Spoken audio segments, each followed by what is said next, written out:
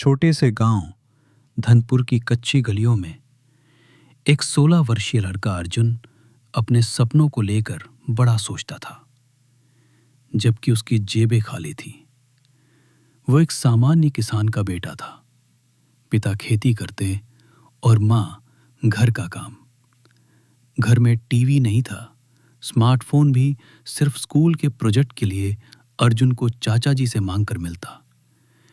लेकिन उसकी आंखों में जो चमक थी वो किसी शहर के अमीर लड़के से कम नहीं थी। अर्जुन को बचपन से ही मशीनों और तकनीक में गहरी दिलचस्पी थी।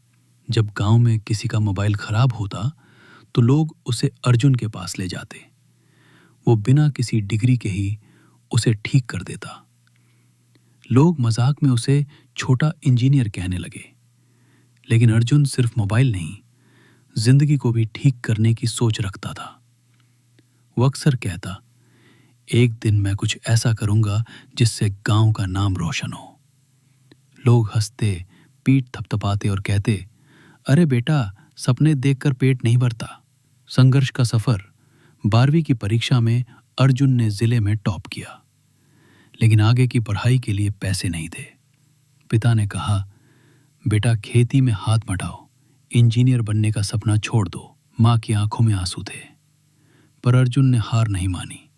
वो दिन में खेत में काम करता और रात में गांव के सरकारी स्कूल में बैठकर इंटरनेट कैफे से डाउनलोड किए नोट्स से पढ़ता। शहर जाकर कोचिंग करना उसके लिए असंभव था, लेकिन उसने यूट्यूब और मुफ्त ऑनलाइन प्लेटफॉर्म से खुद को तैयार किया।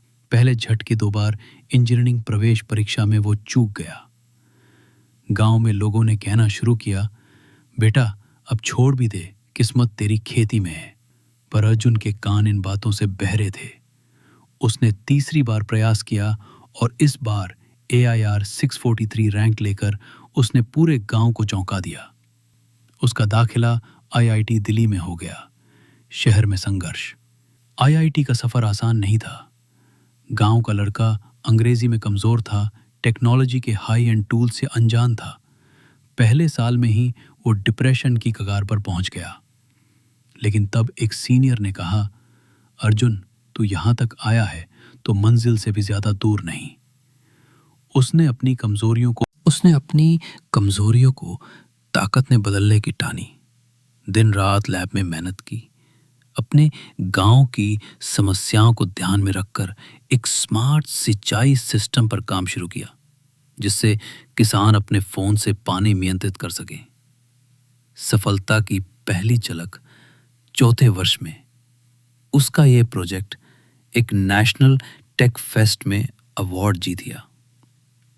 कई स्टार्टअप्स ने उसे ऑफर दिया, लेकिन अर्जुन ने कुछ और ही सोचा। उसने कहा, मैं अपने गांव लौटूंगा और वहीं से अपना स्टार्टअप शुरू करूंगा। लोगों ने फिर ताना मारा, बेटा IIT करके फिर खेत में ही आना था।